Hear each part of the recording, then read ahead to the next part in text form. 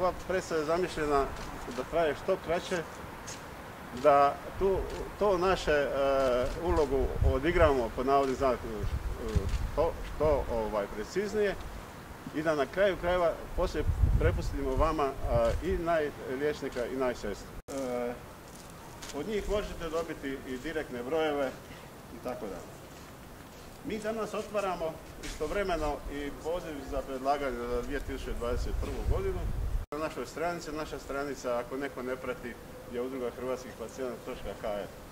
Posebno bih ovdje pozdravio još, i obično svoga zaboraviš, jednog vrlo marljivog mladog čovjeka, profesora, on se ljuti, ali on je najsestru, da najliječnik i najsestra budu djelatnici ove bolnice. Djelatnici bolnice koja podnosi najveći teret za vrijeme ove pandemije koronavirusa.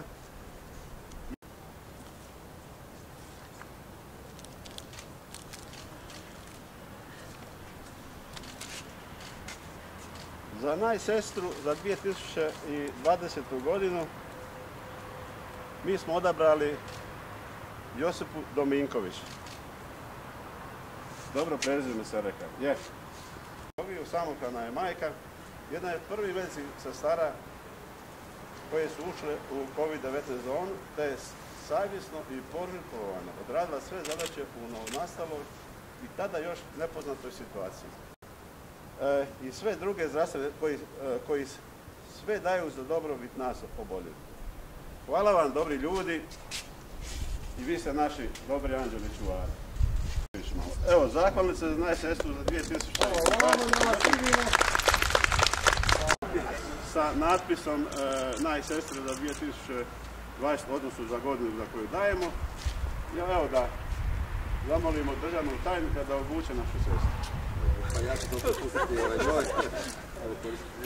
Dajte da se... Baš od strane oboljelih, nama sestrama je to nešto najveće što mi možemo dobiti, a to je prepoznavanje našeg truda i našeg rada. Za najliječnika za 2020. godinu da to bude docent, doktor Duško Kardun. Rođen je 1962. godine, diplomirao na Medicinskom fakultetu 1990. godine, magistrirao 1999. a doktorirao 2005.